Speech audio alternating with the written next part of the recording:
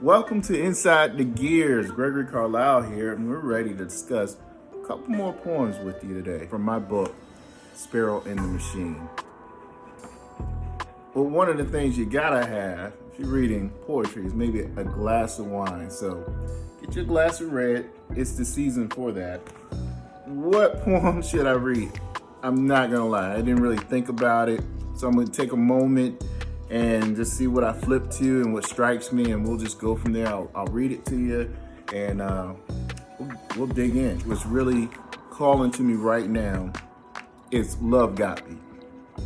So I'm gonna read the poem, and we'll have some time to reflect, and then we'll kind of just dissect the poem, and I can kind of tell you about my creative process in writing this piece of work. Love got me. Love got me out here. I mean, really out here, y'all. Ready to do whatever, like my life don't matter at all.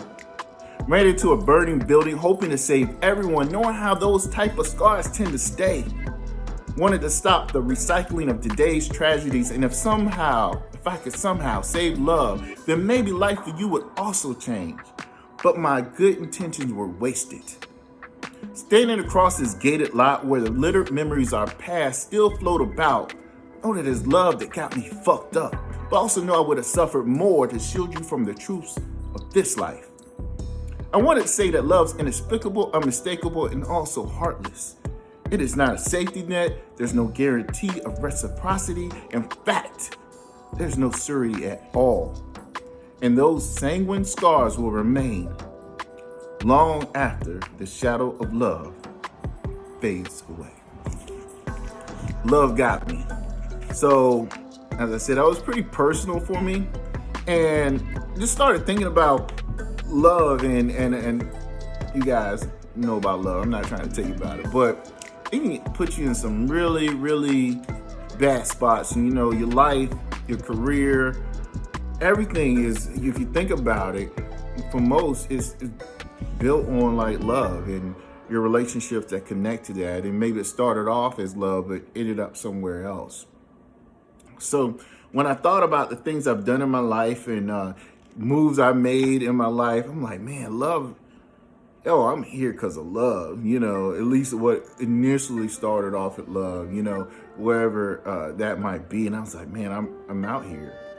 And I had a bad habit, true confession, early in my life, like just jumping into some bad situations, not caring about my own self and what I was ready for, what I thought I was ready for. I was like, I'm going to save this situation for better or worse. It was a bit of a hero complex for me, which is a little bit, I think, narcissistic, to be honest with you. And it's not something I'm proud of, but it's real. So a lot of times I went in situations not caring if that building, that person, that situation was burning or showed signs of being burned down.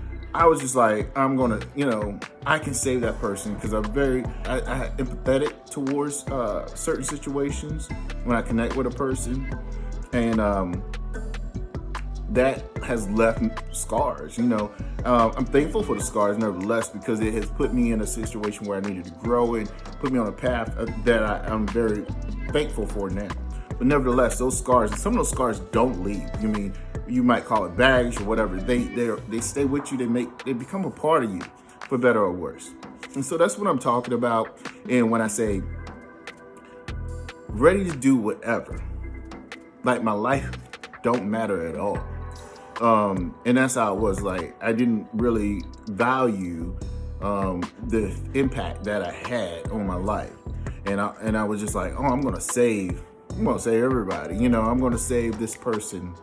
And even after going through bad experiences where maybe I should have known better. I've been burned before, and that's why I say knowing how those scars tend to stay. And if anybody I've known anyone who has been severely burned, really, not in a relationship, like physically burned, that sometimes those scars don't leave. And that was a strong metaphor for me. But at the same time, next line, wanting to stop the recycling of today's tragedies, because I feel like sometimes we see things and we just want to stop a person or stop some situation from hurting, And in sense, we want to save love, and I think that's what I was trying to convey. Like, man, if you could save love, how cool would that be? If you could save love, how would someone else's life will change? But we're not we're not gods. We can always save someone else's life. That's up to them. And so your good intentions may not go the way you want. And that's what I ended to. And the second stanza, also, it was very powerful. I don't know if anyone has driven by an old neighborhood where you might have lived, and you just like, wow, I used to live there with that person. I used to be here in this situation, and that's what I kind of wanted to bring out. Like, man, as if you were there and you saw the memories floating in the air, the memories of you and that person that you had. It's almost something that you could feel, and that was real to me. Sometimes it's difficult for me as a person to go back to some of the old areas that I was in, because it brings back those memories. Almost like I said, it's like the memories are still there, metaphorically gated off, because not like you can't go into those spaces, but maybe you can. So and then this is very powerful, but I thought it was powerful to insert an expletive there to show like that love really got me messed up, really got me fucked up. Love, it was love,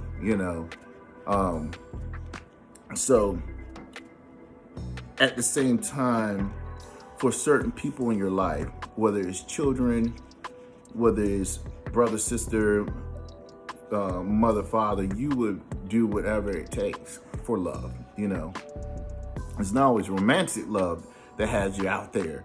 I mean, really out there.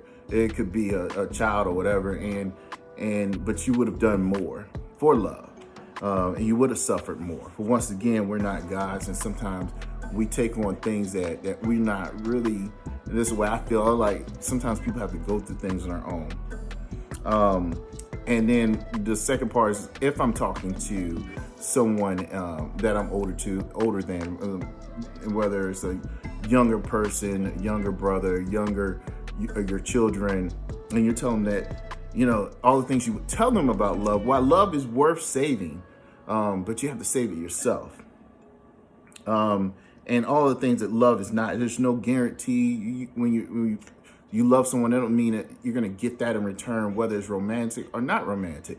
Some of the closest relationships we have with our siblings, for example, you don't always get the love that you show back, but you still love.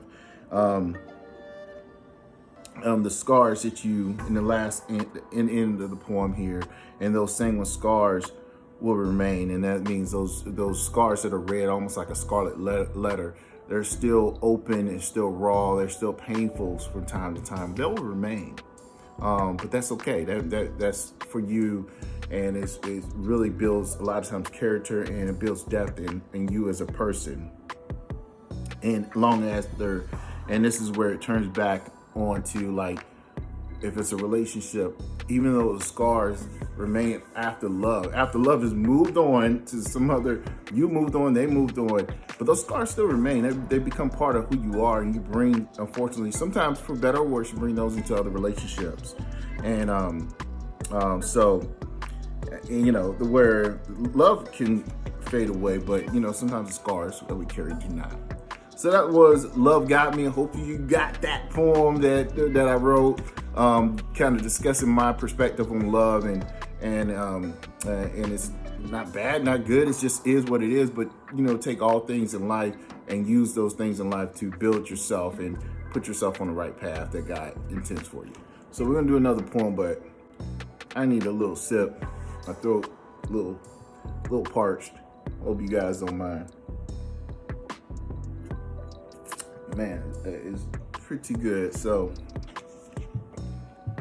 next poem that I'll read, and I'm sorry, you guys, you might hear my dog Prince heaving and breathing. He's like, he's my audience out here. So if you hear the huffing and puffing, that's what that's about, or the clawing, or water bowl, whatever it might be.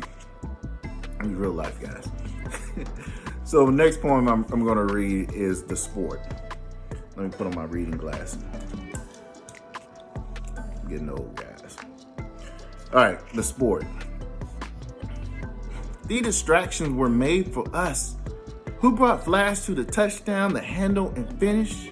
A dramatic home run or a devastating combination? Running faster than what was thought to be possible to have purpose in the sports. Within the crowds, what did we seek? Love, acceptance, power, or wealth? In return, we are expected to remain silent and accept the curses thrown our way. We are both warriors and concubines. If not for the sport, who would be our master? What nation might we make proud? Reality is cruel and adulation is seductive and blinding. So while we are still champions for another generation, let us hail and bask in the sports of us. So this one is pretty straightforward, and I think you'll get it, or you would have gotten it if you read it previously. What brought it to mind was just how LeBron and some other athletes, Colin Kaepernick, and others, are trying to make statements on various political, social injustice issues, and basically, the public, for some parts of the public, did not want to hear it. The media, some parts of the media did not want to hear it. And by and large, in certain sports, we African Americans, black, brown individuals, they make up the majority of the sports. I think that's the case for most sports, maybe aside from baseball. Major sports in the U.S., that is. Let me be correct. But they didn't want to hear it. And I thought it was odd because you look and if you watch TV and you see the crowds and you see the court side and the ones that can afford it was almost like, I feel like it was back in the Roman times. The ones that can afford for those prices for those seats are typically not African American. They're big fans, they're spending a lot of money. But at the same time, they were very unsupportive. I won't say they as a collective. I'm speaking very general here. There were large segments of those that were very unsupportive and tone deaf. And essentially, like, we don't want to hear that. You're here for our viewing pleasure. Sport has brought a lot of blessings to our communities in some ways. And so many of us have been delivered, whether through having an education, a college education is paid through via scholarship, or being able to turn pro. Just to organize sports is general, is give structure a lot of times. So it's been beneficial, but I often wondered, like, if not for sport, where would we be? Where may our energies have been better served? Would it be more focused on the social issues overall? Would we be more in tune with that? Would we have more emphasis on our educations?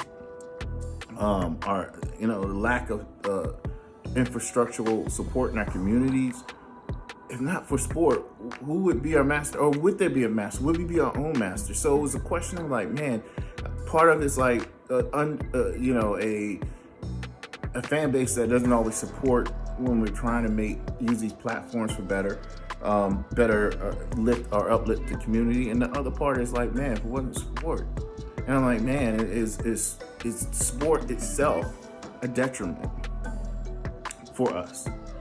Can you envision, like, there wasn't football, basketball, baseball, there wasn't any sports that we were, soccer, if you're internationally, that we excelled in, or even, what would that be better for our communities? The other thing is just the things that we bring to sports. The flash, the entertainment, the style, the things that hadn't been done before. All the things we brought to sports. So I don't know. It's not a question I can answer, but I did wonder. And I was like, man, I can't know.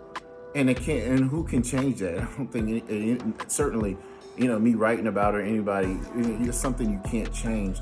So it's almost at the end where I say, for another generation, because as a question I don't think anyone can really say one way or another.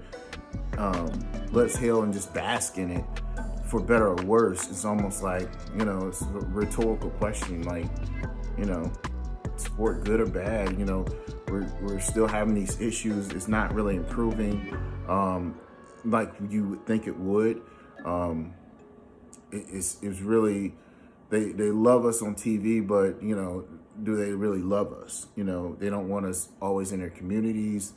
In certain, if you look at certain CEO boards, you just see a lack of diversity. There is, I don't believe I'm not sure, and I don't want to be wrong with my facts, but if you look at a lot of owners, they're not African American. A lot of players haven't ascended to that. NFL coaches is very, very few that are African American.